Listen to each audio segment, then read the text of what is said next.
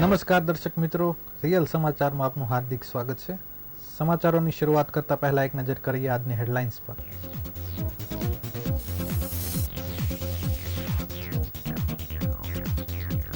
સુરતથી international flight શરૂ। પહેલી દુબઈથી ફ્લાઇટમાં 171 લોકોએ પ્રવાસ કર્યો।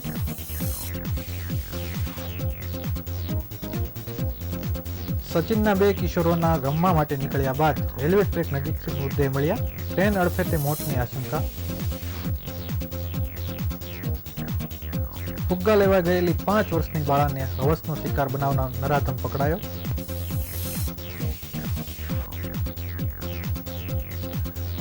કામરેજના કઠોદરા ગામે સામાન્ય તકરારમાં થયેલા ઝઘડામાં હવામાં ફાયરિંગ કરનાર ચકચાર મચી। ઓનલાઈન ટ્રેડિંગના નામે 11.5 લાખના USDTની પડાવી લેનાર જામનગરના 3 ઝડપાયા। સુરત ગલુડી હેડક્વાર્ટરમાં યોજાયેલી દીક્ષાંત પરેડ સમારોહમાં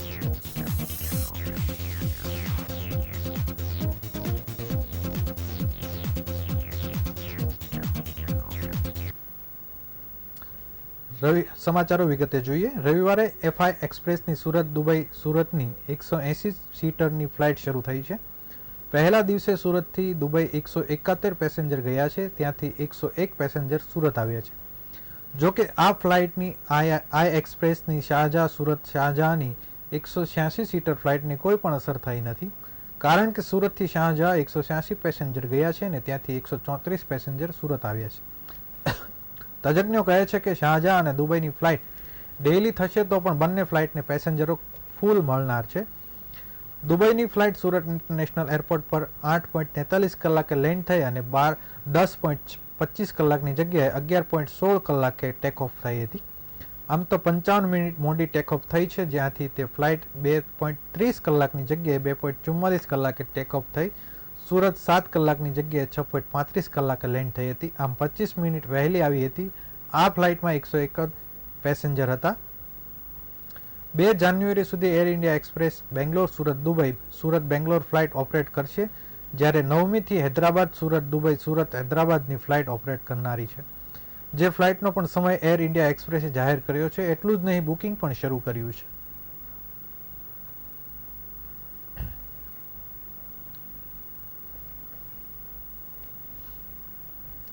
સુરતના સચિન વિસ્તારમાં માતા પિતાને સાવધાન કરતો કિસ્સો સામે આવ્યો છે।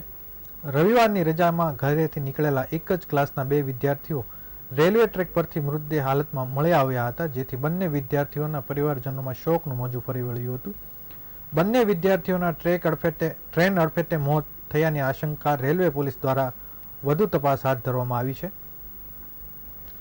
સચિન વિસ્તારમાં 2 બાળકો ઘર પાસે રમવા ગયા હતા। રમતા રમતા રેલવે ટ્રેક પર જતા રહ્યા હતા। રવિવારના બપોર બાદ 4 વાગ્યા આસપાસ બંને ઘરેથી નીકળ્યા હતા। બંને ધોરણ 8માં અભ્યાસ કરતા હતા। એક જ ક્લાસમાં અભ્યાસ કરી રહ્યા હતા। બંનેના માથાના ભાગે ગંભીર ઇજાઓ સાથે મૃતદેહ મળ્યા હતા, જેથી ટ્રેન અડફેટે મોત થયા હોવાની આશંકા વ્યક્ત કરવામાં આવી રહી છે। હાલ બંને બાળકોના મોતને લઈ પોલીસ તપાસ હાથ ધરવામાં આવી છે। મૃતક વિદ્યાર્થીઓ લોકેશ સંતોષ યાદવ મૂળ બિહારના વતની છે। લોકેશના પિતા લુમ્સ કારીગર છે, જ્યારે બીજા મૃતક પ્રિન્સ રાજેશ્વર શર્મા, જે પ્રિન્સના પિતા રાજેશ્વર શર્મા મૂળ ઉત્તર પ્રદેશના વતની છે। હાલ તેઓ દુબઈમાં કાર્પેન્ટર તરીકે નોકરી કરી રહ્યા છે।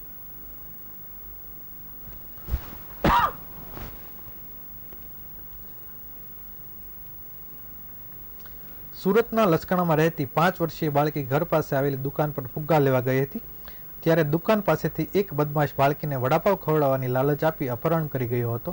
નરાધમે બાળકીને ખાડી કિનારે જાડી ઝાંખરામાં લઈ જઈ બળાત્કાર આચર્યો છે। આ ઘટના શનિવારે બપોરે બની હતી। બાળકી ફુગ્ગા લેવા માટે ગઈ હતી, ત્યારે વડાપાવ આપવાનું કહીને આરોપીએ લાલચ આપી હતી। બાદમાં બાળકીને વડાપાવ અપાવ્યા બાદ મારુતિનગર વિસ્તારમાં આવેલી જાડી ઝાંખરામાં લઈ જઈ બદકામ કરવાની કોશિશ કરી રહ્યો હતો। આ દરમિયાન સ્થાનિકો જોઈ ગયા હતા। બીજી બાજુ બાળકીના માતા પિતા પણ શોધવા લાગ્યા હતા। ડીસીપી ભક્તિ ઠાકરે કહ્યું કે લસકાણામાં 5 વર્ષીય બાળકી પીંખાતી રહી ગઈ હતી। 5 વર્ષની બાળકને હવસખોર વડાપાવની લાલચ આપી બાળકીને લઈ નરાધમ ખાડી કિનારે જાડી ઝાંખરામાં લઈ ગયો હતો। બાળકી ગુમ થતા પરિવારજનોએ શોધખોળ આદરી હતી। સ્થાનિકોની નજર ખાડી કિનારે જતા યુવક નગ્ન થઈ બાળકી સાથે અડપલા કરતો હતો। સ્થાનિકોએ હવસખોર મિથિલેશ શાહને પકડી પાડી મેથીપાક આપ્યો હતો। હવસખોર નરાધમને સરથાણા પોલીસે હવાલે કરી દીધો હતો। પોલીસે મિથિલેશ શાહની ધરપકડ કરી પોસ્કો એક્ટની કલમો હેઠળ ગુનો નોંધ્યો છે. આરોપી સામે ગુનાહિત ઇતિહાસ ન હોવાનું પણ સામે આવ્યું છે.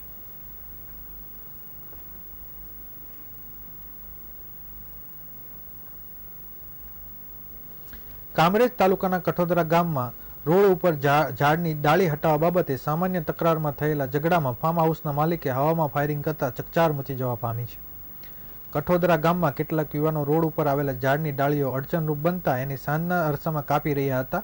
તે વખતે કાપેલી ડાળીઓ રોડ ઉપર પડતા વાહન વ્યવહાર અસર પહોંચી હતી, જેને લઈને રોડ કિનારે આવેલા ફાર્મ હાઉસના માલિકે યુવાનોને રોડ પરની ડાળીઓ હટાવી લેવા માટે કહેતા ઉગ્ર બોલાચાલી બાદ મામલો બિચકતા ઝપાઝપી થઈ હતી, જેના કારણે ગામના 8 થી 10 યુવાનો ભેગા થઈ જતા ફાર્મ હાઉસના માલિકે લાયસન્સવાળી રિવોલ્વરમાંથી યુવાનને ડરાવવા માટે 3 રાઉન્ડ હવામાં ફાયરિંગ કરતા ચકચાર મચી જવા પામી હતી. આ બનાવ અંગે કામરેજ પોલીસે ગુનો દાખલ કરી તજવીજ હાથ ધરી હતી.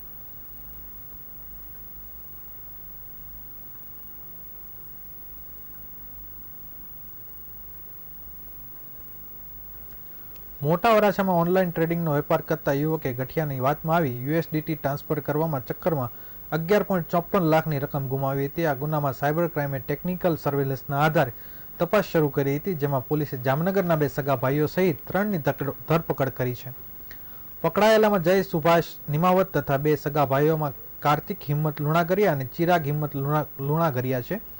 આ ત્રણેય પૈકી જય નામનો યુવક ટેલિગ્રામ એપ પર ફેક આઈડી બનાવી મંથન દેવાણીનો સંપર્ક કર્યો હતો, જ્યારે 2 ભાઈઓ પૈકી કાર્તિકના નામે વોલેટ ચિરાગે પોતાના મોબાઈલ પર બનાવ્યું હતું. ચીટિંગની રકમમાંથી 2 ભાઈને 50% રકમ, બાકીની જયને અને 50% રકમ મળતી હતી. જય યુએસડીટી લે વેચનો વેપાર કરે છે, જ્યારે કાર્તિક મોબાઈલ રિપેરિંગ અને ચિરાગ મેકેનિકલ છે. જયે જયદીપ નામે ઓળખ આપી 13,000 યુએસડીટી મેળવી 11.54 લાખની રકમ ચાઉ કરી વેપારી સાથે ચીટિંગ કરી હતી. આ મામલે પોલીસે ગુનો નોંધી 3ની ધરપકડ કરી હાલ કાયદેસરની કાર્યવાહી હાથ ધરી છે.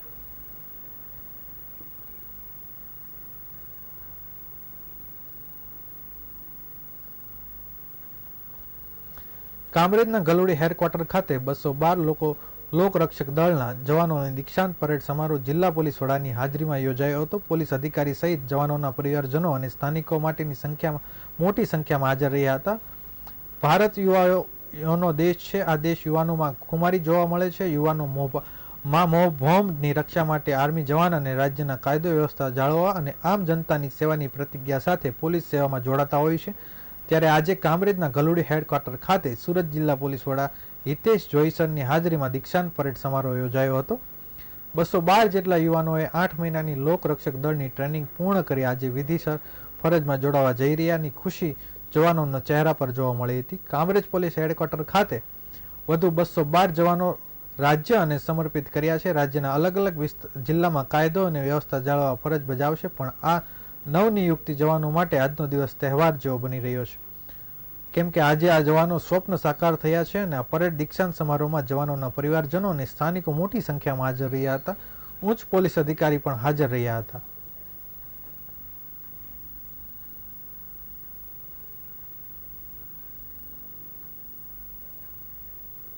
સુરતની ઐતિહાસિક ધરોહર મંદિરોમાં પૈકીના એક એવા સલાબતપુરા વિસ્તારમાં આવેલ ભવાની માતાના મંદિરનો 221મો સાલગીરી મહોત્સવ સોમવારે ઉજવવામાં આવ્યો હતો. જે મહોત્સવમાં જાહેર ભંડારામાં હજારોની સંખ્યામાં શ્રદ્ધાળુઓ પ્રસાદીનો લાભ લીધો હતો, જ્યારે માતાજીને 1500 તોલાનો સુવર્ણ શૃંગાર અર્પણ કરાયો હતો.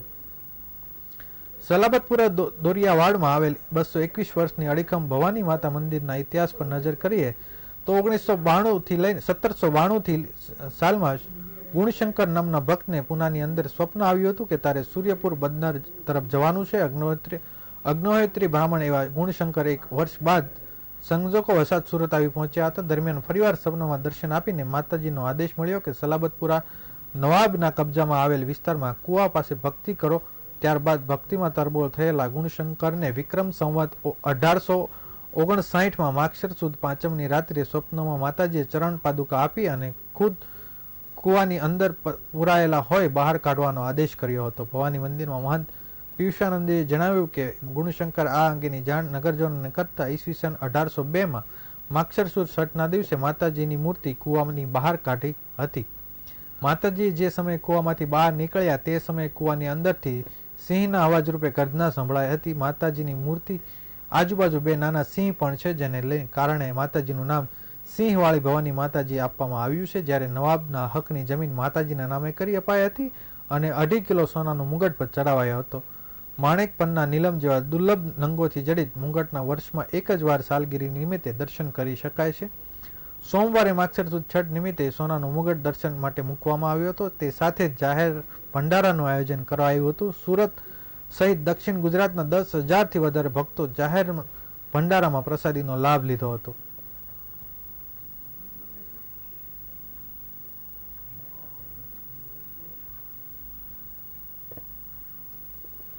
પાંડેસરા વિસ્તારની આશાપુરી સોસાયટીમાં રહેતા કેટરસ કારીગરોને કોન્ટ્રાક્ટ લેતા યુવાનને ગત રાત્રે ₹10,000ની રકમ વસૂલવા માટે ભીડભંજન આવાસ પાસે બોલાવી 3 યુવાનોએ લાકડાના ફટકા મારી મોતને ઘાટ ઉતારી દીધો હતો. હત્યા કરનાર 3 યુવાનોને પાંડેસરા પોલીસે ઝડપી લઈ રિમાન્ડની તજવીજ હાથ ધરી છે.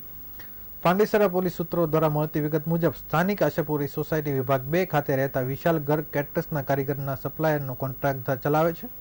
દરમિયાન વિશાલ ગર્ગે અગાઉ રાકેશ જૈન પાસેથી ઉછીના પેટે ₹10,000 લીધા હતા. આ રકમની લેતી દેતીમાં ઉશ્કેરાએ રાકેશ જૈનને ગત તારીખ 15 ડિસેમ્બરના રોજ મધરાતે અગાઉથી જ તેને પતાવી દેવાનું કાવતરું રચી ઉભેલા ભીડબંધન આવાસમાં રહેતા રાકેશ ઉપેન્દ્ર જૈન, હરીશ રાજેશ રાઠોડ, કુમાર શત્રુઘ્ન બિશ્નોઈ સહિત વિશાલ ગર્ગ ઉપર લાકડાના ફટકા વડે હુમલો કરી લોહી લુહાણ કરી સમય બાઇક ઉપરથી પસાર થતા મિત્ર કુણાલ પટેલ અને હિતેશ રાણાની નજર પડતા વિશાલ ગર્ગ ઉપર થતા હુમલામાં તેને બચાવવા દોડી ગયા હતા, જ્યાં તેમની ઉપર પણ રાકેશ સહિત હાથ પગના લાકડાના ફટકા મારી ગંભીર ઇજાઓ પહોંચાડી હતી.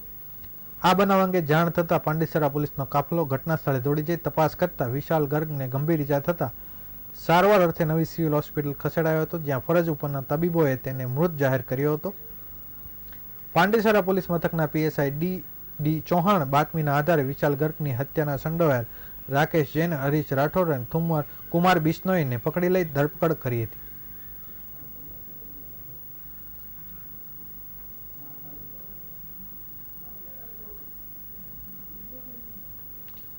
સુરત ખાતે રવિવારના રોજ જેસીઆઈ વર્લ્ડ પ્રેસિડેન્ટ જેસી કવિન કુમાર વેલનું સુરત ખાતે ભવ્ય સ્વાગત કરવામાં આવ્યું હતું.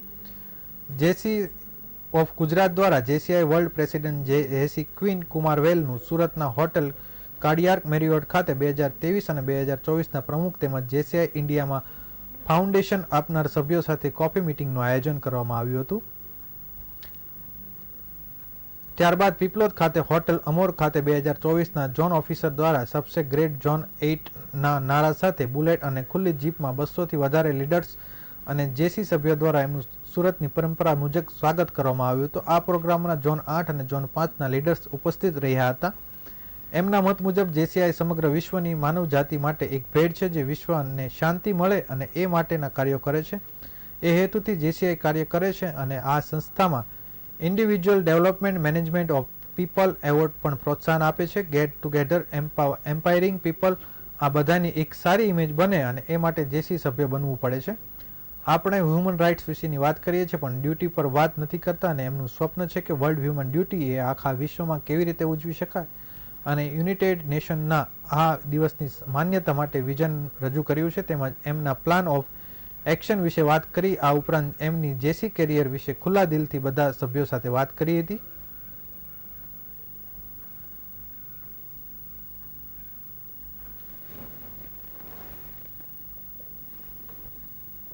Kumar Kumarvel, President of Junior Chama International for the year 2024. My purpose of the visit is to meet the members of Gujarat and JCI is doing very well, and as President of JCI, it is my duty to come and meet the members all around the world, and today I'm here in Gujarat to meet all the members of Surat and also from all parts of Gujarat. JCI is an organization, it is an NGO, and it is present in 106 countries around the world, and it is present for more than 108 years, and we are stepping into the 109th year now. JCI is known as a leadership development organization, and we are working hard to develop leaders, young leaders from the age of 18 to 40.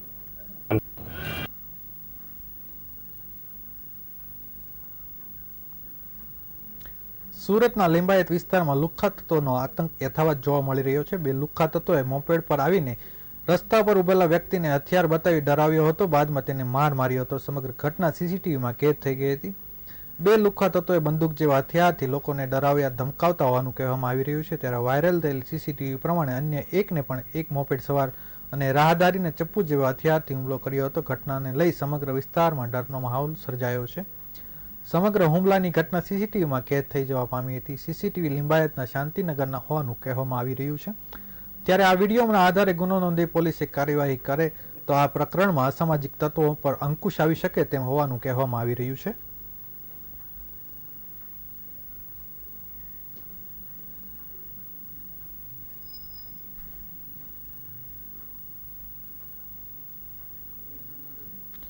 સુરતના યુવકને અલગ અલગ હોટેલને rating આપવા તથા BTS ઓપ્શનમાં by કરી order confirm કરવાના task પૂરા કરવાથી કમિશન આપવાની લાલચ આપી લાખો રૂપિયાની છેતરપિંડી કરનાર આરોપીની સાયબર ક્રાઇમ પોલીસે પકડી પાડ્યો છે. હાલ ઓનલાઈન લોકોને ટાસ્ક પૂરો કરવાની લાલચ આપીને લોકો સાથે જ છેતરપિંડી થઈ રહ્યો હોવાનો બનાવ મોટા પ્રમાણમાં સામે આવી રહ્યા છે. ત્યારે આવા જ લોકો એક બનાવ સુરતના એક યુવક સાથે બન્યો, જેથી ફરિયાદ મળતા જ સાયબર ક્રાઇમ પોલીસે ગુનો નોંધી તપાસ હાથ ધરી છે. દરમિયાન એક આરોપીને ઝડપી પડાયો છે. પોલીસે દર્પણ મનીષભાઈ આશરની ધરપકડ કરી છે. આરોપી દ્વારા સુરતના યુવકની અલગ અલગ હોટેલને 5 સ્ટાર રેટિંગ આપવાની તથા એક લિંક મોકલી તેમાં રજીસ્ટ્રેશન કરાવી તેમાં BTC ઓપ્શનમાં વિવિધ ટાસ્ક પૂરા કરવાની સારું કમિશન મળશે તેવી લાલચ આપી હતી. જે લાલચમાં આવીને યુવકે અલગ અલગ પેમેન્ટ કરીને કુલ ₹6,39,000ની ચૂકવણી પણ કરી હતી. જે બાદ યુવકને વિડ્રો કરવા માટે પણ ચાર્જની માંગણી કરવામાં આવી રહી હતી. ગઠિયાએ શરૂ કરી હતી, જેથી પોતે છેતરાયાનું લાગતા યુવકે સાયબર ક્રાઇમ પોલીસને ફરિયાદ આપી હતી, જેમાં પોલીસે તપાસ કરી આરોપીને પકડી પાડી આગળની કાર્યવાહી હાથ ધરી છે.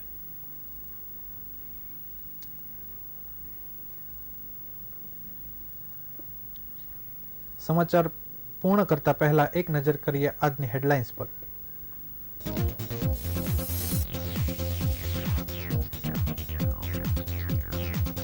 સુરતથી ઇન્ટરનેશનલ ફ્લાઇટ શરૂ. પહેલી દુબઈની ફ્લાઇટમાં 171 લોકોએ પ્રવાસ કર્યો.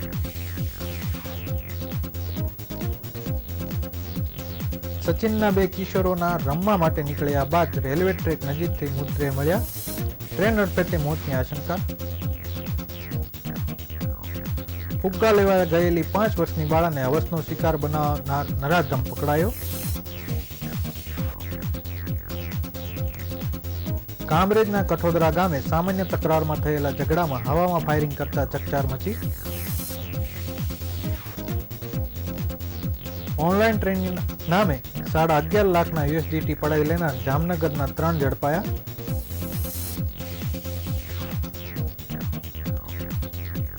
સુરતના ગલુડી હેડક્વાર્ટરમાં યોજાયો દીક્ષાંત પરેડ સમારોહ. 8 મહિનાની કઠોર ટ્રેનિંગ બાદ 212 LRD જવાનો રાજ્યમાં બજાવશે ફરજ.